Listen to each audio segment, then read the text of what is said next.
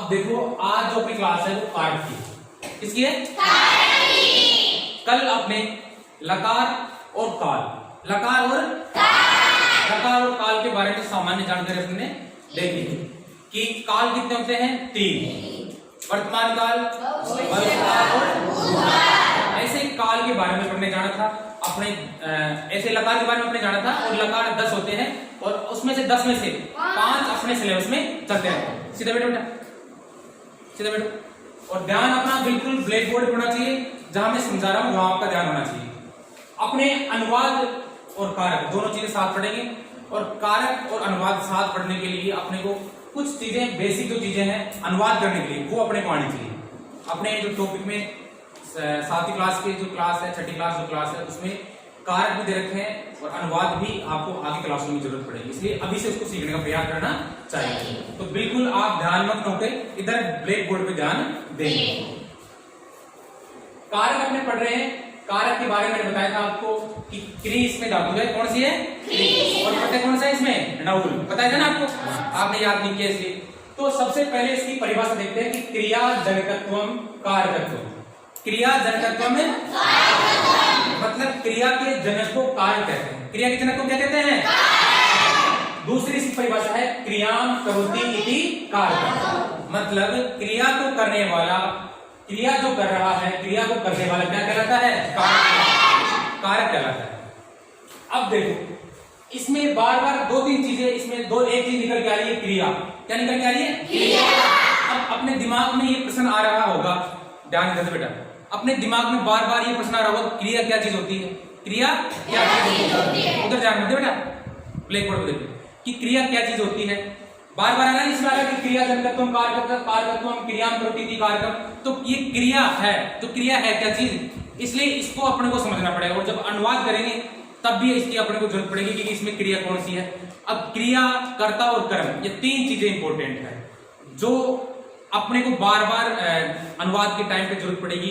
और ऐसे व्यवहारिक जो, जैसे आप हिंदी सब्जेक्ट पढ़ते हो उसमें भी आपके जो वाक्य आते हैं उसमें आपको पता होना चाहिए कि इसमें क्रिया कौन सी है, कर्म कौन सा है और कर्ता कौन सा है। ये चीजें आपको ध्यान होनी चाहिए। तो इसीलिए अपने पढ़ेंगे कि कर्ता किसे कहते हैं। कर्ता किसे कहते हैं? कर्ता कि कार्य अथवा काम, इस लाइन का मतलब क्या होता है? या अथवा, या अपने कह सकते हैं या। तो कार्य अथवा काम को करने वाला क्या कहलाता है? कर्ता कहलाता है। क्या कहलाता है?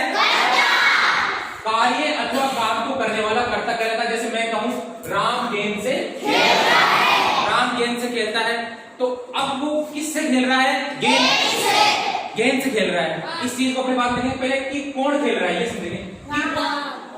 खेलने की जो क्रिया कर रहा है, खेल जो रहा है, वो कौन खेल रहा है? कौन खेल रहा है? जैसे मैं कहूं कि मैं चौक से लिख रहा हूं, तो कौन लिख रहा है? चौक से मैं लिख रहा हूं, तो मैं इससे क्या हो जाएगा? कर्ता हो जाएगा। तो इसी प्रकार राम गेंद से खेलता है, तो राम यहाँ पर क्या हो जाएगा?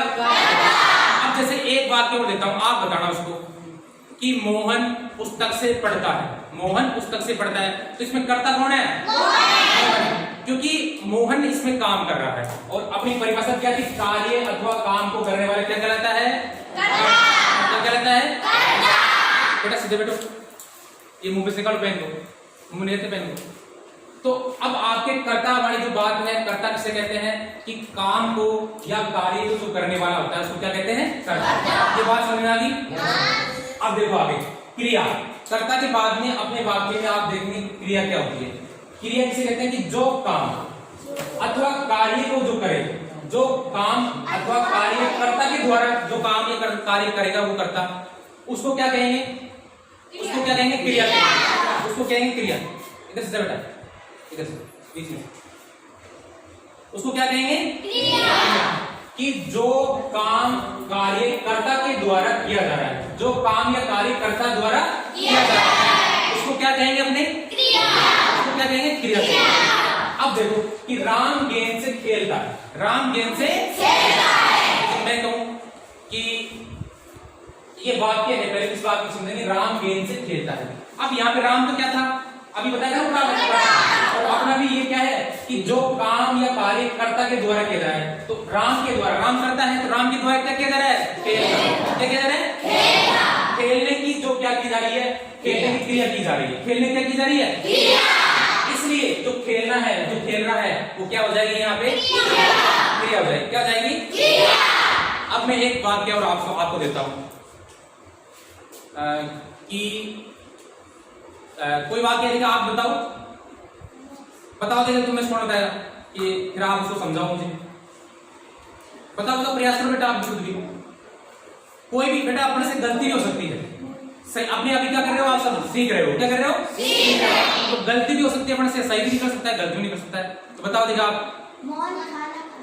मोहन खाना खाता है। मोहन खाना खा रहा है। तो अब देखो इस वाक्य में मोहन खाना खा रहा है, तो मोहन जो है इसमें कार्य अपने पहले देखो कार्य है काम को करने वाला। अब इसमें कौन कर रहा है काम? मोहन। कौन कर रहा है? मोहन। तो मोहन तो क्या हो गया इसमें? करता। और फिर अगली लाइन है कि जो काम को कर रहा है, जो करता जिस काम को कर रहा है। अब मोहन क्या कर रहा है? खा रहा है। क्या कर रहा है? तो खाना यहाँ पे क्या हो गई? खाना यहाँ पे क्या हो गई? अब ये बात आपको समझ में आ गई। अब आगे बढ़ते हैं। कर्म। कर्म क्या होता है? कर्म जिसे कर्ता द्वारा सबसे अधिक चाहा जा रहा है। जैसे अभी आपने एक बात बताया था कि मोहन क्या कर रहा है? खाना खा रहा है। मोहन क्या कर रहा है? खाना खा रहा है। मोहन खाना खा रहा है। तो मोहन सबसे अधिक किस चीज को चाह रहा है? खाने को चाह रहा है। सबसे अधिक खाने को चाह रहा है ना। आप कहो कि भगवती अनार खा रही है। भगवती क्या कर रही है? तो भगवती को सबसे ज्यादा प्रिय क्या है? किसको खा रही है? वो अनार खा रही है। अनार उसको सबसे ज्यादा प्रिय है। ऐसे यहाँ पे एक वाक्य है कि भक्त हरि को बजता है। तो भगत है वो भगवान, हरि का मतलब होता है भगवान। भगवान का वो गुणगान कर रहा है, उसको बज रहा है। तो वो सबसे अधिक किसको चाह रहा है? भगवान, हरि को चाह रहा है। तो हरि इसमें क्या हो गया? बेटा ध्यान करते, ठीक है ना? नींद आ रही है क्या? फिर अपने को क्लास में जब भी बैठना होता है तो अपने क्या करना होता है? एक्टिव होकर बैठना होता है। कैसे? एक्टिव मतलब ये नहीं कि बिल्कुल आप सावधान में रहो, लेकिन आप शरीर, आपका जो ध्यान है, आपका जो मन है, वो केवल ब्लैक बोर्ड पर होना चाहिए। आप जो बिल्कुल आपकी जो आंखें हैं ब्लैक बोर्ड पर होनी चाहिए और आपको ये सोचना चाहिए कि मैं अभी बिल्कुल मुझे कुछ नहीं दिख रहा और मुझे बस ये ब्लैक बोर्ड दिख रहा है और सर पढ़ा रहे हैं जो दिख रहे हैं। ठीक है ना? ताकि आपकी सारी बातें समझ में आ जाए। तो कर्ता, क्रिया और कर्म को हमने समझा। तीनों चीज आपको अच्छे से समझ में आ गई होगी। किसी को डाउट है इसमें? नहीं। किसको डाउट है? किसमें नहीं है? अगर किसी को कोई चीज समझ में नहीं आई तो बता दो, उसको दोबारा क्लियर कर देंगे। है कोई ऐसा बच्चा जिसको समझ में नहीं आई? नहीं। आगे सबको? ठीक है। अब देखो अपन ने क्रिया की कारक की परिभाषा देख ली, कर्ता, कर्म और क्रिया की सारी चीज देख ली। फिर इनको एक बार और दोबारा अपने समझेंगे। एक बार और क्यों समझेंगे? नीचे पूरी विस्तृत रूप से मैंने आपको बताई है कि कारक, सबसे पहले तो अपने देखेंगे कि कारक कितने होते हैं। 6। ये बात पहले आपको समझाइए कि कारक कितने होते हैं? 6। बेटा तू बार बार नीचे देख रहा है, इधर ध्यान दे। दिखाई दे रहा है तुझे? वहां से दिख रहा है? फिर क्यों देख रहा है उधर? उधर लट्टू है क्या? तो कारक 6 होते हैं। कारक कितने हैं? 6। और दूसरा जो पॉइंट है वो होता है विभक्तियां कितनी होती है? विभक्तियां 7 होती है। आप बताए प्रथमा, द्वितीय, तृतीया, चतुर्थ, पंचम, षष्ठी, सप्तमी। और विभक्ति को तीन को हे राम हो तो संबोधन वाली, उस संबोधन वाली विभक्ति को एक होता है संबोधने से, उसको कौन सी विभक्ति माना गया है? प्रथमा विभक्ति। कौन सी माना गया है? इसलिए विभक्तियां कितनी होती है? कितनी होती है? 7 विभक्तियां होती है जो अभी अपन ने पढ़ी। अब देखो कारक मैंने आपको बता दिया 6 होते हैं। सबसे पहला कारक कौन सा होता है?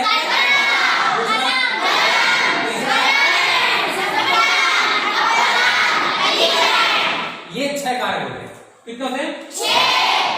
अब आपको पता है कि वहां आप देख रहे थे वाक्य में कि भक्त हरि को बजता है। भक्त हरि को बजता है तो ये चिन्ह आ रहा है, को आ रहा था। क्या आ रहा था? को। तो ये वाक्य कौन सी विभक्ति का है या कौन सी विभक्ति का नहीं है, वो बस एनर्जी बेटा ना। तो इसको भी अपने समझेंगे इसके हिसाब से। अभी ये समझाऊंगा ना, जब मैं वापिस आपको समझाऊंगा सारी चीजें। तो देखो कर्ता जो होता है, कर्ता का कारक चिन्ह कौन सा होता है? कौन सा होता है? ने होता है। कर्ता ने, कर्ता कौन सा होता है? ने। कौन सा होता है? और कर्ता में कौन सी विभक्ति होती है? प्रथमा विभक्ति होती है। कौन सी होती है? अब कर्ता मतलब कर्ता किसे कहते हैं? कर्ता मैंने ऊपर में समझा दिया और यहाँ देखो कि कर्ता किसे कहते हैं? कार्य को करने वाला। तो क्या कहलाएगा? कर्ता। और कर्ता में कौन सी विभक्ति होती है? कौन सी विभक्ति होती है? और कर्ता का चिन्ह क्या होता है? क्या चिन्ह होता है कर्ता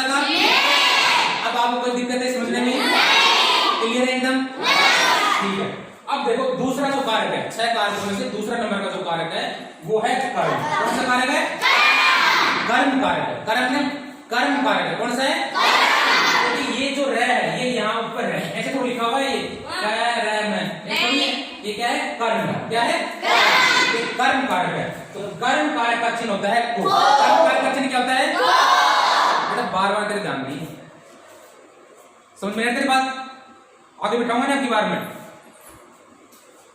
कर्म कारक का चिन्ह क्या होता है? क्या होता है? अब देखो कर्म कारक का चिन्ह को होता है और कर्म में कौन सी विभक्ति होती है? कौन सी विभक्ति होती है? द्वितीय विभक्ति होती है कर्म कारक में। और अभी आपको मैंने ऊपर भी समझाया था कि कर्म किसे कहते हैं। मैंने समझाया ना आपको कि कर्म किसे कहते हैं।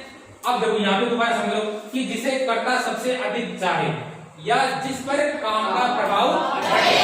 कर्ता सबसे अधिक चाहे या जिस पे काम का क्या पड़े? प्रभाव पड़े, उसको क्या कहेंगे? क्या कहेंगे? अब देखो कर्म का चिन्ह कौन सा होता है? कर्म में कौन सी विभक्ति होती है? और कर्म का अर्थ क्या होता है? जिसे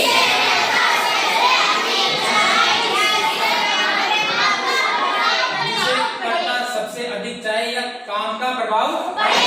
अब ये देखो ये को शब्द लिखा हुआ है, दिख रहा है आप सबको? यहाँ सभी को दिख रहा है? यहाँ दिख रहा है सभी को? अब ये किसका चिन्ह है? कर्म का चिन्ह है। को किसका चिन्ह है? कर्म का। को जो चिन्ह है वो कर्म का। और कर्म में कौन सी विभक्ति होती है? कौन सी विभक्ति होती है?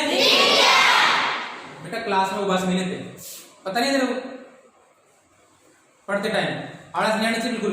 तो द्वितीय विभक्ति है कर्म में। अब आप देखो कि भक्त से हरि को बचता है, भक्त हरि को बचता है। अब इसमें चिन्ह आ रहा है, क्या आ रहा है? क्या आ रहा है? को अगर चिन्ह आ रहा है तो अपने तुरंत क्या समझ जाएंगे कि को आ रहा है। तो कौन सी विभक्ति इस वाक्य में? कौन सी विभक्ति है? क्योंकि ये कर्म वाला वाक्य है और कर्म की जो कर्म का जो कार्य चिन्ह होता है वो होता है। अगर वहां पे भी को आ गया तो अपन समझ जाएंगे कि इसमें कौन सी विभक्ति है? द्वितीय। इसलिए कर्म में कौन सी विभक्ति जाएगी? कौन सी विभक्ति जाएगी? जब आप वाक्य बनाओगे, जब एक एक चीज ये इंपॉर्टेंट है, क्या है? एक एक चीज क्या है? जैसे घी होता है ना, घी, उसका एक एक कण क्या होता है? मतलब वो एक एक कण कीमती होता है। ऐसे ये एक एक शब्द यहाँ पे लिखा है वो बिल्कुल फिक्स शब्द है और वो आपके लिए एक एक शब्द कीमती है आपको संस्कृत सीखने के लिए। और संस्कृत भाषा आपको पता है कि देवों की भाषा है। किसकी भाषा है बेटा? देवों की। देवताओं की। किसकी भाषा है? देवताओं की। आपने पढ़ा है कि संस्कृत वाणी देववाणी है, सुना होगा ऐसे? तो संस्कृत वाणी, संस्कृत भाषा को पढ़ने पर भी अपने ये जैसे कि अपने देवताओं का गुणगान कर रहे हैं। बात समझ में आ रही है ना? इसलिए संस्कृत जो भाषा है वो अपने जो पूरी विश्व की सबसे पुरानी भाषा है। सबसे पहले अपने जैसे नहीं कहते कि गांव में ये सबसे पुराना आदमी सबसे बड़ा आदमी है, कहते हैं ना? तो इसलिए सबसे पुरानी जो विश्व की सबसे पुरानी जो भाषा है वो कौन सी है? संस्कृत। कौन सी है? इसलिए अब देखो अपने आगे अभी कर्ता को समझा और कर्म को समझा। अब देखो कर्ण। कर्ण का चिन्ह क्या होता है? और कर्ण में कौन सी विभक्ति होती है? तृतीय विभक्ति। और इसका अर्थ होता है जिसके द्वारा कर्ता काम करे। अब देखो कि जिसके द्वारा कर्ता काम करे, जिसके द्वारा कर्ता काम करे। जैसे राम, जैसे उदाहरण मैं दे रहा हूं, जैसे का मतलब क्या होता है? उदाहरण। जैसे अभी मैंने कुछ उदाहरण पर, ऐसे मैं आपको उदाहरण देता हूं कि राम बाण से बाली को मारता है। राम बाण से बाली को मारता है। तो वो किससे मार रहा है? बाण से। तीर कमान तो सुना होगा आपने? उस वाले बाण की बात कर रहा हूं। तो वो बाण से मार रहा है। वो ये क्या कह रहा है कि जिसके द्वारा कर्ता काम करे। तो वो कर्ता कौन है इसमें? राम है ना? किसके द्वारा काम कर रहा है? वो बाण के द्वारा काम कर रहा है ना? जैसे मैं चौक से लिख रहा हूं ना, तो मैं किससे कर रहा हूं काम? चौक से। तो ये बातें अपने को समझने से, इनका अर्थ समझने से सारे अर्थ इसके क्लियर हो जाते हैं। तो राम बाण से मार रहा है, तो बाण जो कर्ण है, कर्ण में कौन सी विभक्ति होती है? कर्ण में कौन सी विभक्ति होती है? तृतीया। और उसका चिन्ह होता है से। तो अभी आप आया कि राम बाण से बाली को मारता है। राम बाण से बाली को मारता है तो से चिन्ह आ गया ना इसमें? से आया नहीं आया? तो वहां पे अपने समझ जाए कि कर्ण है और कर्ण में तृतीया विभक्ति होती है। बात क्लियर यहां तक? अब देखो अगली जो कारक करता है वो है संप्रदान, और संप्रदान का अर्थ क्या होता है? संप्रदान का अर्थ क्या होता है? जैसे। अब संप्रदान में कौन सी विभक्ति होती है?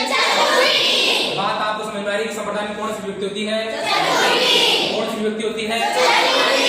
अब देखो कि इसका अर्थ क्या है कि जिसके लिए काम या क्रिया की जाए, जिसके लिए काम या क्रिया जिसके लिए, मतलब किसी व्यक्ति के लिए या किसी भी, ये कह रहा है कि जिसके लिए काम अथवा क्रिया की जाए उसको क्या कहेंगे? संप्रदान। ठीक है ना? जैसे अभी मैं कहूं आपसे राम के लिए पुस्तक लाओ, राम के लिए पुस्तक लाओ, अब किसके लिए किया जा रहा है काम या क्रिया? तो उस अब वहां पे संप्रदान संख्या हो जाती है, वहां पे क्या हो जाती है? जिसके लिए काम या क्रिया की जाती है। अगला देखो अपादान।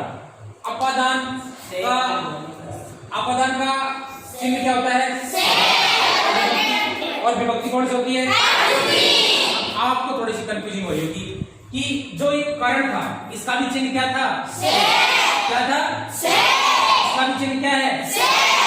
अब देखो इसका चिन्ह तो क्या था? ये क्या कह रहा था कि जिसके द्वारा कर्ता काम करे, मतलब मैंने बताया था ना आपको कि राम बाण से बाली को अब जब वो मार रहा है, बाली को मार रहा है ना बाण से, ऐसे उसने बाण पकड़ा हुआ है, तो बाण कहाँ पे है? राम के हाथ में है? नहीं है, उसके पास ही है ना, उसके हाथ ही है, हाथ में ही है। तो वहां पर उस जगह पर तो क्या हो जाएगा? करण हो जाएगी, मतलब तृतीय विभक्ति हो जाएगी। क्या हो जाएगी? अब यहाँ क्या कह रहा है कि ये कह रहा है अपादान से अलग होने के, मतलब कि जैसे पेड़ से पत्ता गिरता है, पेड़ से पत्ता गिरता है, पेड़ से फल गिरता है। तो आप देखो, आपने पेड़ देखा है? सबने देखा है पेड़? और उससे पत्ता आपने गिरता होगा, ऐसे देखा होगा। तो जब पेड़, ये पेड़ है तो इसमें ये पत्ता लगा हुआ है, तो ये पेड़ से ये पत्ता जब गिर रहा है तो बताओ ये पेड़ से पत्ता नीचे अलग हो रहा है नहीं हो रहा है? जब पेड़ में पड़ा पड़ा गिर रहा है, पेड़ में रख रखा गिर रहा है। अब पेड़ में से पत्ता कब गिरेगा? जब ये अलग हो जाएगा, जब अलग होगा जब गिरेगा ना। पेड़ से फल कब गिरेगा? जब वो अलग हो जाएगा। अरे वो पक करके जब गिरेगा नीचे वो तो अलग ही हो जाएगा ना। पेड़ की डाली तो शाखाएं तो ऊपर रह जाएगी, वो फल नीचे गिर जाएगा, होता है ना ऐसे। अपने यहाँ पे आपको पता है बेर बहुत ज्यादा होते हैं, पता है ना। अब आपको पता है कि कई बार जो बेर झाड़ी के पेड़ होते हैं, है ना, झाड़ी अपने पेड़ झाड़ी के, तो वो झाड़ी के जो बेर हैं, बेर को फलिए को एक तरह पेड़ के, तो वो नीचे गिर जाते हैं। पेड़ से फल गिर रहा है, जो बेर का फल गिर रहा है, तो वो पेड़ के आप देखो पेड़ से अलग होता है या पेड़ पे रहता है? वो नीचे पड़ा होता है ना, अलग होता है।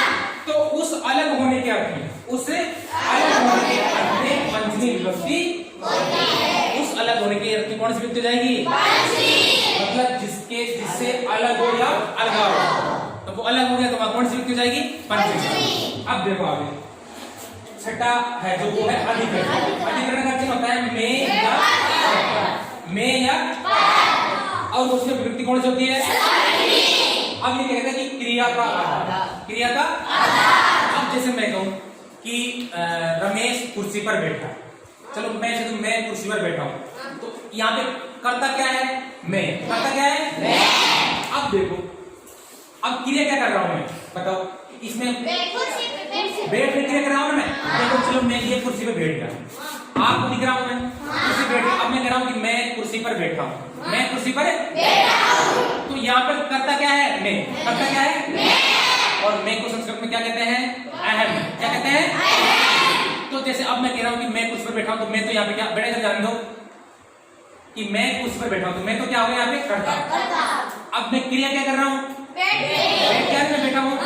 अब ये कह रहा है, ये क्या कह रहा है कि अधिकरण का अर्थ है में पर, मतलब क्रिया का आधार। अब बैठने की क्रिया का आधार क्या है? कुर्सी है ना आधार? कुर्सी है कि आधार? कुर्सी नहीं होती, मैं कहाँ बैठता? नीचे बैठता। उसका आधार क्या होती? जमीन हो जाती। क्या होती? अभी मैं किस पे बैठा हूँ? कुर्सी पे। तो मेरी क्रिया का आधार क्या है? कुर्सी है। तो में पर मतलब क्रिया का जो आधार होता है वहां अधिकरण होता है। अधिकरण का चिन्ह होता है सप्तमी विभक्ति अधिकरण होती है, और अधिकरण का चिन्ह कहता है में या पर। जैसे कि मैं कुर्सी पर बैठा हूं, तो पर चिन्ह आ गया ना इसमें, पर। जैसे मोहन डाल पर बैठा है, पक्षी डाल पर बैठा है ना। ये सारी चीजें आती है जब वहां पर सप्तमी विभक्ति करते हैं। और एक जो आप कह रहे हो मैंने लिखा है ऊपर कि विभक्ति कितनी है 7, तो यहाँ पे कितनी है 6। एक जो षष्ठी विभक्ति होती है वो विभक्ति होती है, वो भी विभक्ति होती है, विभक्ति पूरी 7 होती है, लेकिन कारक यहाँ पे 6 दे रखे हैं, इसके हिसाब से 6 के हिसाब से ये 6 विभक्तियां होती है। षष्ठी से एक सूत्र होता है, वहां पर क्या होती है षष्ठी विभक्ति होती है। क्या होती है वहां पे षष्ठी विभक्ति। अब आप बताओ बात समझ में आएगी नहीं है आपकी? कोई दिक्कत इसमें नहीं है ना, कोई दिक्कत? अब आप इसको आराम से साफ राइटिंग में और बिल्कुल धीरे धीरे क्या करेंगे अपनी कॉपी में उतारे। Thank you.